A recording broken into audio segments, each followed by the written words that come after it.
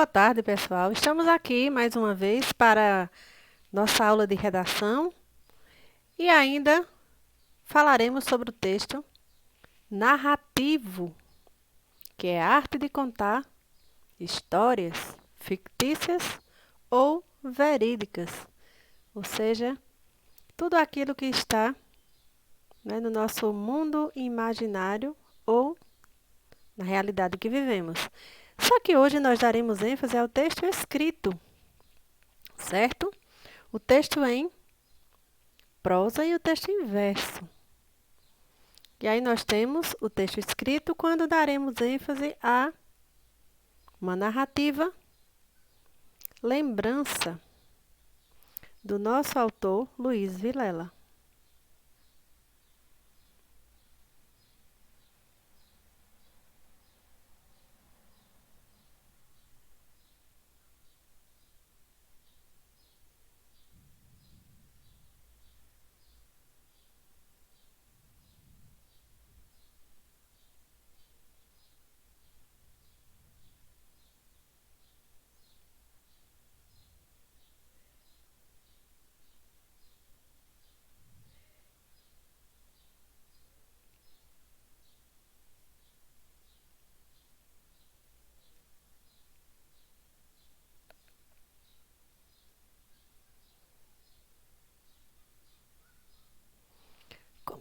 Como acabamos de ver o texto, né? O texto lembrança, nós daremos ênfase agora à expressão oral. Certo? Professor, e o que é a expressão oral? É a habilidade de que desenvolvermos bem, ou ainda é tudo aquilo que a gente expressa, né, através da fala, da oralidade. Né? A oralidade a gente desenvolve a partir da leitura, né? Que nos habilita a falarmos melhor, a desenvolvermos bem, né, a articulação das palavras, melhorando assim tanto a nossa arte de falar, como também a arte das pessoas nos compreender, certo? Então, a expressão oral, nós daremos ênfase, como a gente pode ver aqui na telinha, né, mais especificamente na leitura, e aí você irá ler o texto no mínimo 3 vezes. Professora, lê um texto 3 vezes? Sim. É o exercício que nós precisamos fazer para quê? Para consolidarmos as nossas habilidades orais, e bem como escritas, certo? Então, para ter um corpo sarado, a gente não vai para a academia? No primeiro dia que você vai para a academia, você consegue o seu objetivo? Não consegue. Quando você começou a andar de bicicleta, você conseguiu no primeiro dia? Pode até ter conseguido, né? Se levou assim, começou de manhã até a noite, levou uns belos dos tombos. Então, o que é que eu quero dizer com isso? O que é que eu quero dizer com isso? Que assim como as outras atividades e as outras habilidades que a gente desenvolve, como ela não pode ser conseguida, nem todas elas, né? São conseguidas na primeira tentativa, assim também a leitura. Quanto mais a gente treina de forma consciente, melhor o resultado. Então, dessa forma, eu sugiro para vocês 3 pontos, no mínimo 3 pontos, 3 etapas que você precisa seguir. A primeira é a leitura investigativa. Que essa parte, professora, é justamente a fase de investigação, em que você vai conhecer o texto que você está com ele em mãos. Né? Você vai examiná-lo, conhecer todas as palavras desse texto. Então, é um momento em que você perceberá a existência de novas palavras, de novos vocábulos. Não é? E por isso pode até aparecer alguma dificuldade na pronúncia. E aí você volta, observa a pronúncia dela, observa a escrita, dentro do contexto que você está analisando, o seu significado. E daí você vai construindo uma intimidade com o texto, que é essencial e necessária para que você possa compreender, analisar, né? Analisar, compreender e interpretar. Isso é para qualquer etapa da nossa vida, certo? Independente da série que nós estejamos estudando.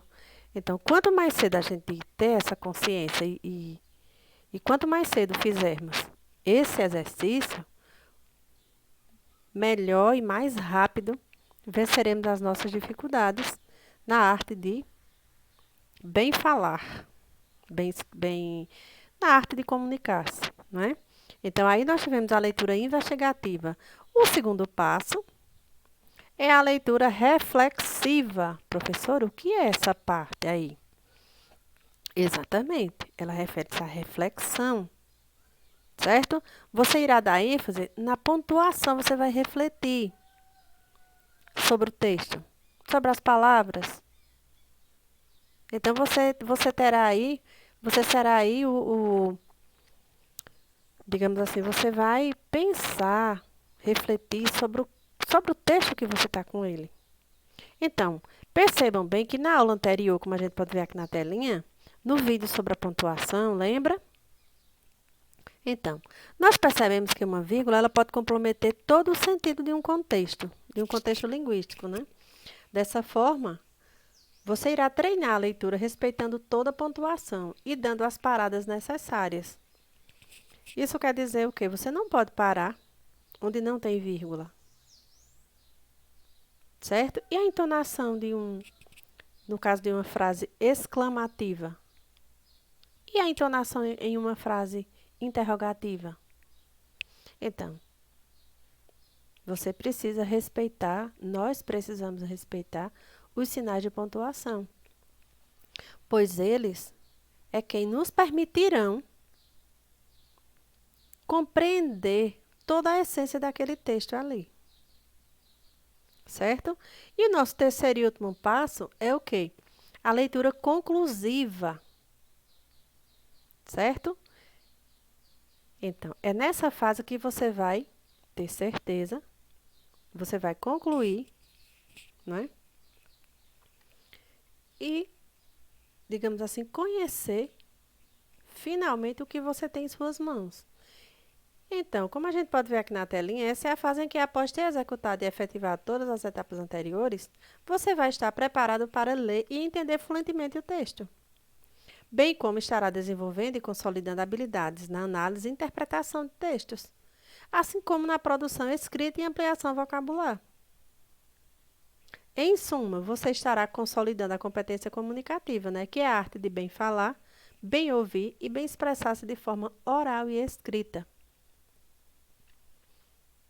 Então, da mesma forma que você vai para vários dias para uma academia, vários anos de treinamento para você ter uma saúde perfeita, né? A leitura, ela também exige de nós um exercício. Na academia, se você deixa de praticar os exercícios físicos, você vai ter o quê?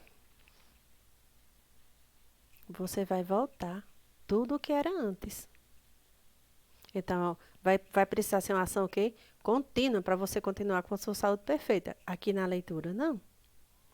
A partir do momento que você criar esse hábito de executar, de fazer o exercício da leitura, você vai consolidar a sua competência comunicativa, melhorando cada vez mais. E aí você não vai sentir vontade de parar. Você vai criar o hábito.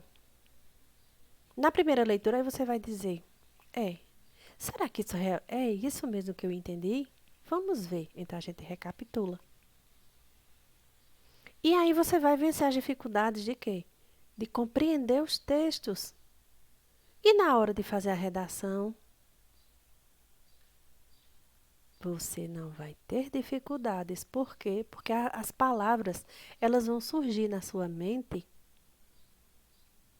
de uma forma avassaladora. E é só partir para a produção, organizar as ideias e o texto vai estar sendo apresentado ali de forma maravilhosa.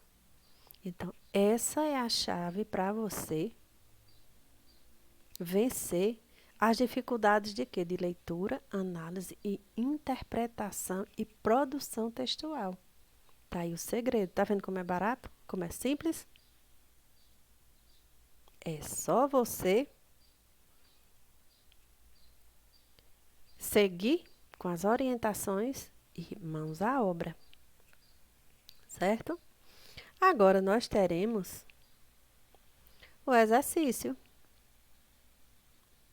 Nosso primeiro exercício é da expressão oral. Então, após você ter realizado as 3 etapas da leitura, a leitura investigativa, não é? Reflexiva e conclusiva, você agora vai fazer o quê? Compreendeu bem o texto, está lendo e articulando bem as palavras e os sinais de pontuação. É isso mesmo que eu quero que você faça, não é?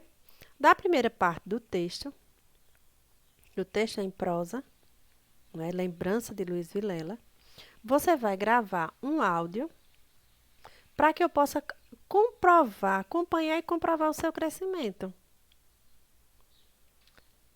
Só que aí você só vai poder parar onde tem ponto de segmento e onde tem vírgula. Precisa dar ênfase ao quê? Aos sinais de pontuação, quando for uma frase exclamativa, quando for uma frase afirmativa e quando for uma frase investigativa. Não pode parar antes. Por quê, professora? Se nós não respeitarmos os sinais de pontuação, nós vamos compreender a compreensão, vamos comprometer, melhor falando, a compreensão, não é, do que traz o texto. Aguardo ansiosamente por esse momento. Na sequência, daremos ênfase à expressão escrita. E eu tenho certeza que você vai fazer isso aí dentro de segundos. Por quê, professora? Porque você já fez as 3 etapas da leitura, não é? Já compreendeu bem o texto, então você não vai ter dificuldade nenhuma aí. Então, na expressão escrita nós temos, não é? Reler o texto, que eu acredito que não seja necessário, mas nós temos aí as questões.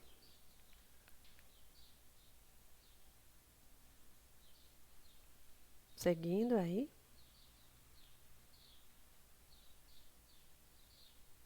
E agora, nós vamos resumir o texto. O resumo, ele é um mecanismo em que você costuma trabalhar, em que você articula, você trabalha, melhor falando, com a parte do seu cérebro, ou seja, todas as informações que você teve a partir das leituras e a aquisição do conteúdo do texto. Então, seu cérebro ali, ele juntou, ele colheu informações. E aí, quando você começa a desenvolver, a articular, a pegar essas informações e reproduzi-las em um texto menor, você está oportunizando o seu cérebro a o quê? A trabalhar, a articular, a desenvolver, a consolidar a compreensão textual. A compreensão de todas as ideias que estão sendo expressadas ali naquele texto. Então, e quando você devolve isso para o papel, quando você organiza as suas ideias e depois passa para o papel a partir de um resumo, esse texto essas ideias, as informações contidas ali, você não as esquecerá. E elas vão ficar armazenadas ali no seu intelecto. Então, a gente observa que o autor ele diz o quê? Nós vamos trabalhar o resumo do texto, o passo a passo, não é? Então, não esqueça que resumir é contar o texto com poucas palavras, procurando captar apenas as ideias mais importantes. Então, nós temos aí as sugestões, né? Quais são elas? Primeiro, Passe sempre o texto para a terceira pessoa, pois você está reproduzindo uma história que aconteceu a outra pessoa e não a você. Então, se você vai falar em primeira pessoa, então a primeira pessoa refere-se a mim, certo? Eu, nós. Só que está sendo pedido para que você conte o texto na terceira pessoa. Ele, ela, né? Do singular e eles e elas, terceira pessoa do plural. A segunda dica é que você procure sempre as ideias centrais de cada parágrafo. Você pode grifá-las para facilitar seu resumo. Por exemplo, no primeiro parágrafo, você pode grifar: era um velho limpo, eu gostava dele por isso, não era chato, não incomodava ninguém. Então, automaticamente, essas partes aí do texto, você pode uni-las e já resumir.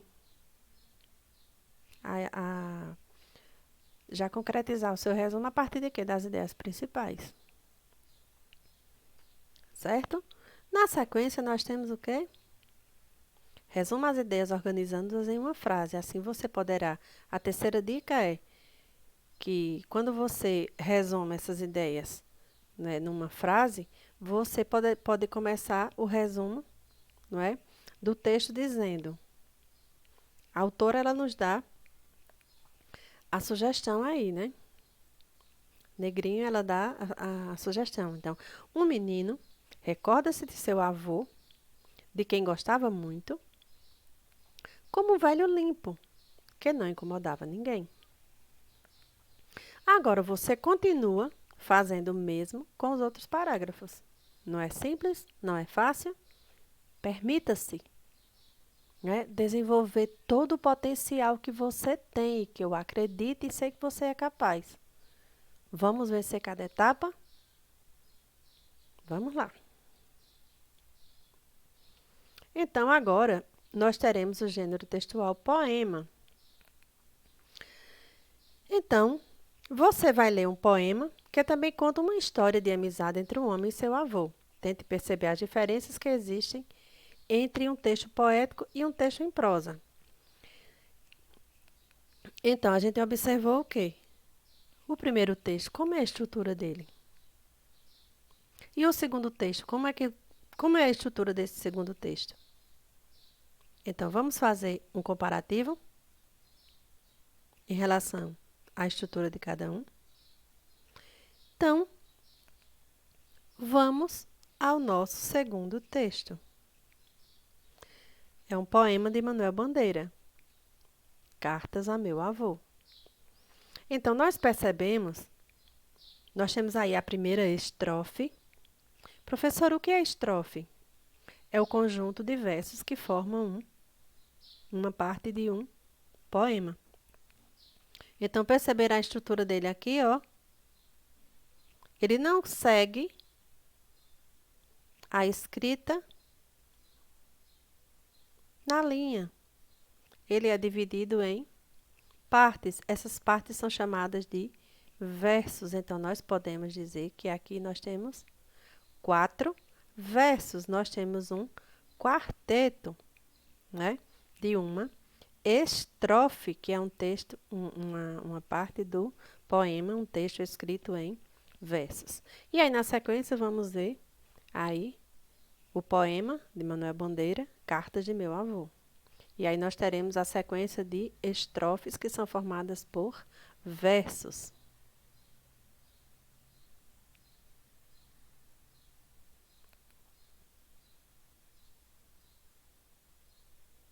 A primeira parte do poema e vamos à segunda parte agora.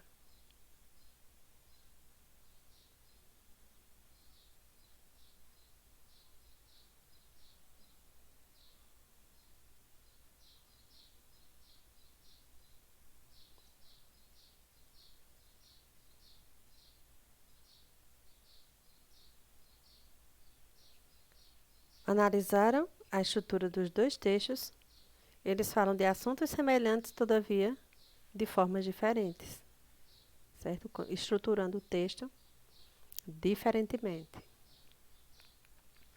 Então, aí nós temos o vocabulário, certo? Nós podemos ampliar ainda mais o nosso vocabulário Porque nós selecionamos algumas palavras aqui, né, que nós julgamos novas, né, no nosso vocabulário. E aí, se existir outras, a gente deve consultar o dicionário formal da nossa língua portuguesa, certo? Então, aí nós temos irmã, solitária, siliente, silenciosa, lume, fogo, luz, semblante, rosto, interior, do poeta, no caso, abismada, mergulhada. Isso aí foram palavras selecionadas pela nossa autora. E na sequência, nós temos aí, né, a diferença entre o poema, o poema e o texto em prosa. Então, vimos algumas considerações aqui na telinha, né? Nós notamos que no texto Cartas de Meu Avô, o espaço não é ocupado por linhas contínuas como no texto Lembranças, mas há espaços em branco que marcam pausas, compondo um ritmo diferente do texto em prosa. Se no texto em prosa, um conto, uma crônica, uma notícia, uma fábula, as linhas organizam-se em frases e parágrafos, no poema, os versos, cada linha do poema, como a gente viu, organizam-se em estrofes, que agrupam um número determinado de versos. Não é? No texto em prosa, o autor preocupa-se também com a sonoridade das palavras, com o ritmo, com as rimas, com a ocupação do espaço e com a criação de imagens, recursos que ajudarão o leitor a reviver a emoção primeira que deu origem ao próprio poema. Não é? Então, essas preocupações aí, elas são, né, com a rima, com os versos, é uma preocupação, né, do autor quando ele traz um texto poético, certo? Então, vamos entender o texto.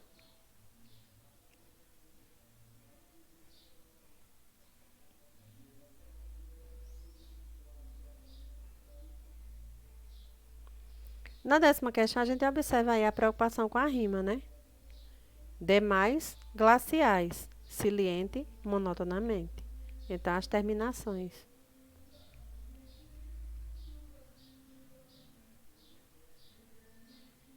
Vamos escrever livremente, ou seja, você agora vai escrever, né? A partir do que você conseguiu captar nos dois textos, das ideias, né? Do que foi aflorado na sua mente, e aí você vai escrever uma carta a seu avô, a algum parente ou conhecido idoso, contando-lhe uma experiência que você esteja vivendo, algo maravilhoso, que eu sei que você aí não para, né? E agora, chegamos ao final, né? Apresentamos aí a nossa bibliografia, que foi a autora Maria Aparecida Negrinho, né? Numa coleção de aulas de redação. E aí, encerramos a nossa aula de hoje.